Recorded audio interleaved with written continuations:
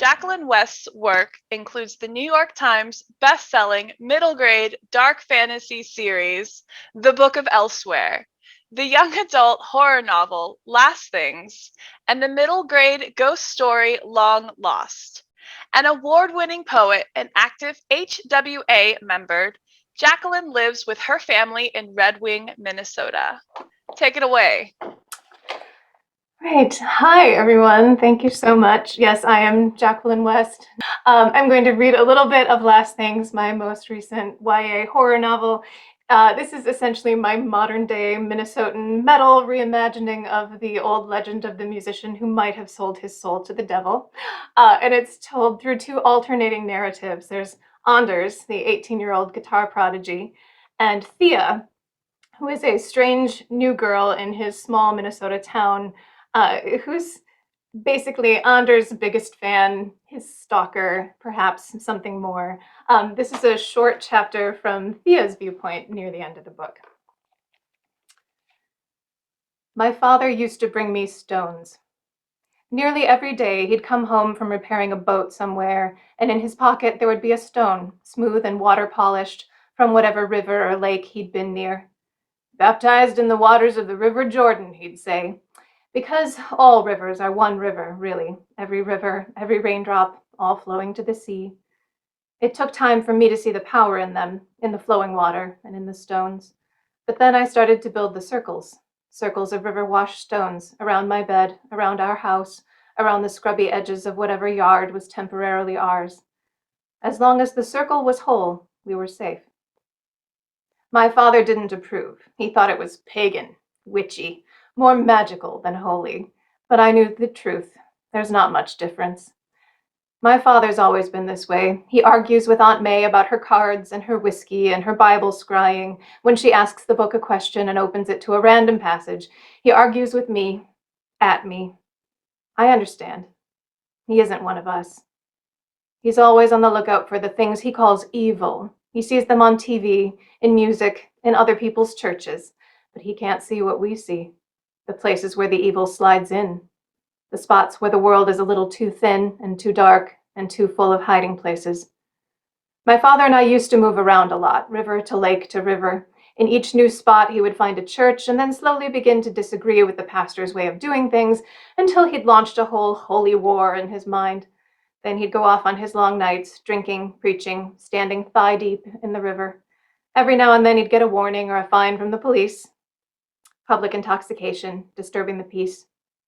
A few times something larger happened, something that might have tied him to some old barn or building that had suddenly burned down, and we'd leave town with the smell of smoke still billowing behind us. Sometimes I had to leave before my own work was done. I lost some. The ones I couldn't keep inside the circles, the ones who were already half gone. It just made me work harder.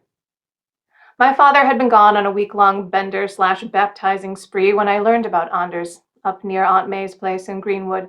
May had been seeing things, hearing things, but she couldn't go out and do the work herself.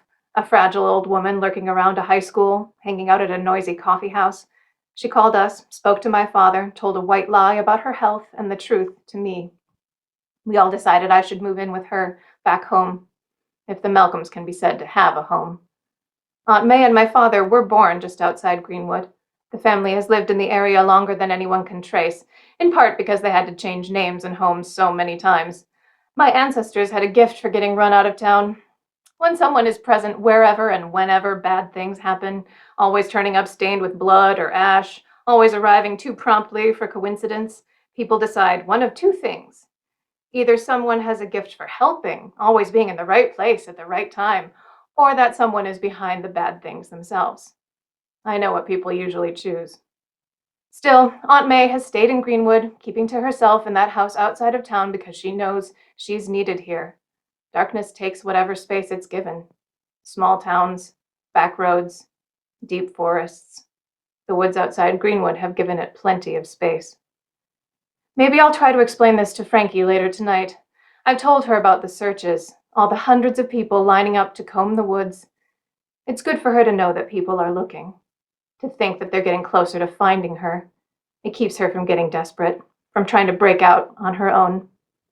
I visit the root cellar twice a day. make sure her ropes are secure, that she has water and enough to eat. Then I sit on the steps, just for a few minutes. She always tries to keep me talking. She wants to keep me there for as long as she possibly can. She's asked all about my family, about me and Aunt May and my father. I give her fragments, the whiskey that soaks through both of them, my father fixing boats, the way he'd bring me pretty stones. She's told me about her family, too, her mother and her father and her brother Leo, her grandparents, her adorable little cousin Emilio, the way they all get together for Sunday dinner twice a month. The cellar still smells like earth, but there are other smells in it now. Smells of fear and sweat and passing time. Frankie's legs are tied with rope much too thick to break or fray, no matter how she picks at it, and the rope knots around each of her ankles and weaves behind the shelves that are bolted to the wall. She can move around the cellar, get water or food, use the lidded bucket in the corner, but she can't climb higher than the first step.